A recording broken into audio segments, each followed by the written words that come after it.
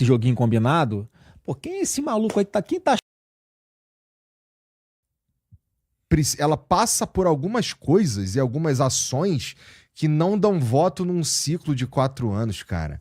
Precisa de uma vontade política que a gente já devia ter tido ela 50. Mas vai, que foi quando a China quis ter 50, 60 anos atrás e a gente não perde a chance de perder a chance.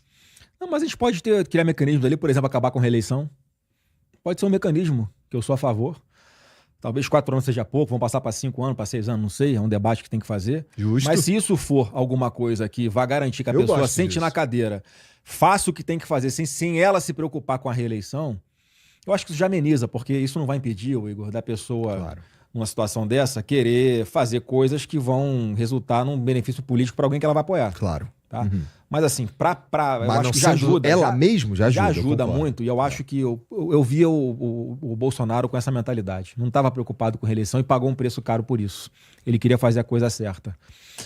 E eu acho que ele deu o exemplo que, enfim, tá na memória de muita gente ainda que vai valorizar isso em 26. Ô Flávio, cara, eu não tenho como trocar uma ideia contigo e não perguntar do que seria talvez a tua maior polêmica, que é o lance lá da Furna da Onça, que foi arquivado, né? Que tem a ver com rachadinha e tudo mais.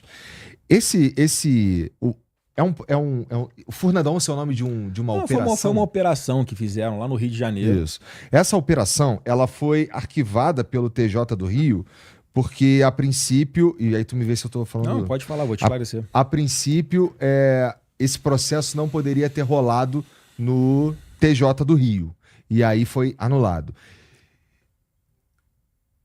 É semelhante com o do Lula, que a diferença é que o Lula foi condenado e no fim foi anulado. Ô Igor, eu te agradeço por dar espaço, cara, porque assim, eu nunca fui sequer denunciado criminalmente por isso. Houve uma avalanche para moer a minha reputação de um processo que, se você olhar tudo que aconteceu dentro desse processo, é o maior atestado de idoneidade meu. Os caras quebraram meu sigilo 11 anos para trás. Os caras ouviram... 11 anos? 11 anos para trás. Nunca tinha acontecido isso na história.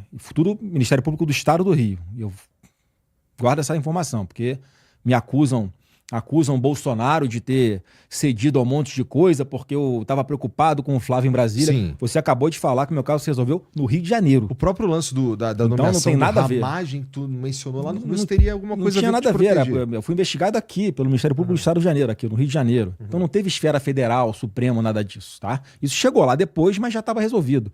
Então os caras quebraram meu sigilo bancário 11 anos para trás. Os caras foram em cima de mais de 40 assessores. Os caras fizeram um inferno na minha vida. E a conclusão lá, tudo que eu tinha construído era compatível com o meu patrimônio, porque eu nunca fui, no início eu era apenas parlamentar, mas eu sempre tive a preocupação, Igor, de ter o meu próprio negócio, de ter uma atividade na iniciativa privada, para não depender disso, que eu sei que é temporário, uma hora vai acabar, e eu não quero esperar eu perder um mandato, que é o que me dá uma condição boa, um salário bom hoje, para correr atrás no mercado privado. Ficar duro aí do assim, nada. não tem uma pessoa que fala que eu pedi dinheiro, que eu empreguei em troca de alguma coisa. Cara, não tem nada. Não tem nada. Mas foi aquela avalanche e fica na cabeça das pessoas essa história como se fosse alguma de corrupção. Mais uma vez, cara, eu não fui nem denunciado criminalmente. Então não teve início de processo. Insistem e me comparam ao Lula, por um cara que... Olha quantos bilhões foram devolvidos, quantos acordos de leniência nas pessoas jurídicas foram feitos, quantos bilhões de pessoas físicas reconheceram que roubaram e devolveram, e diziam que era pro Lula, que o Lula sabia, que tinha consciência, que entregou dinheiro em caixa de sapato pro Lula no aeroporto de São Paulo. Cara, tudo condenado por um juiz em primeira instância, pelo Tribunal Regional Federal em segunda instância, pelo STJ, pelo STF, foi confirmado várias vezes. E aí chega um momento, né, que acontece alguma coisa do além que precisa botar o Lula de volta no game porque o Bolsonaro é uma ameaça à democracia. Então, assim, essa é a realidade do Brasil. Eu não tenho nenhum problema de responder qualquer coisa que você queira sobre esse assunto, mas é importante para parar com essa história de querer me rotular de uma coisa que eu não sou. Eu sou ficha limpa igual você. Eu não sei se você está respondendo alguma coisa. Não, eu sou ficha limpa máxima, me respeita, pô. Não sou político. Político tem mais chance, é verdade. E se liga, tu tava falando... esse papo do Lula, dele ter sido, de todo o processo dele ter caminhado por esse... e no fim ele ser descondenado. Porque assim, ele fala em...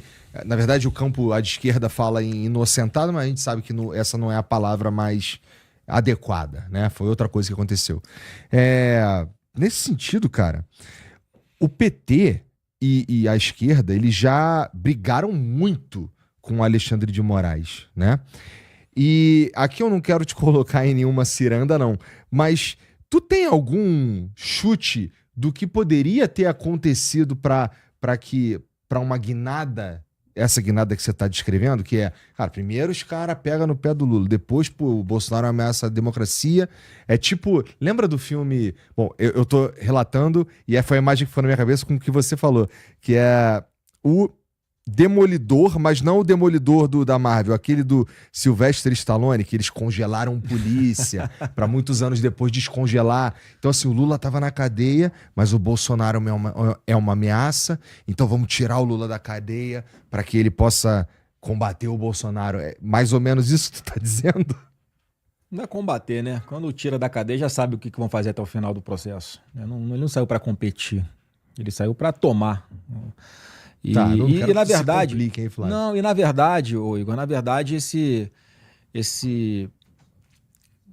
essa preocupação com o Bolsonaro e essa raiva, imagino eu, vem porque você tinha até então um teatro das tesouras ali, PT e PSDB. Aí você vai pegar na origem, cara, é a mesma costela, né? PT e PSDB. E quando vem um cara do nada, meu irmão, e quebra esse joguinho combinado, pô, quem é esse maluco aí? Quem tá achando que ele é para acabar com o nosso sistema aqui, que tá tudo combinadinho, cada hora é todo mundo se dá bem, uma hora ele come melhor, outra hora eu como melhor, uma hora ele bebe água limpa, outra hora eu bebo água limpa. Quem é esse Bolsonaro? Então, assim, foi um cara que incomodou e tirou da zona de conforto. Muita gente estava acostumada com o poder em Brasília de décadas disso aí. O que tu sentiu quando tu viu isso aí rolar, cara? Porque, cara, de fato, assim, o teu pai, ele chega como o que é interessante como ele chega como um outsider do sistema, mas já estava há 30 anos como deputado. Então, de certa forma, conhecia aquilo ali em boa medida, né? Mas ele tinha essa aura do cara que vai... Porra, uma coisa que ele falou lá no começo, lá que me pegou, foi, cara, vou colocar o Ministério Técnico. E aí eu tenho certeza que quando ele chegou lá, ele se tocou que não dava pra fazer uma porrada de coisa que ele achava que dava. Mas o que tu sentiu quando viu, caralho, meu pai virou presidente, mané? Não, assim, eu senti, fiquei feliz, né, apesar de saber da confusão que seria pra frente. Tu achou que ia mudar alguma parada? Eu achei e ele mudou, cara. Você pode ter certeza que ele subiu, elevou o sarrafo e muita coisa que o Lula faz hoje, as pessoas comparam de como era no governo Bolsonaro e não tem comparação como é que o nosso governo era melhor. Não tem comparação em qualquer área, cara. Escolhe uma área aí, a gente vai debater aqui e o que o Bolsonaro faz.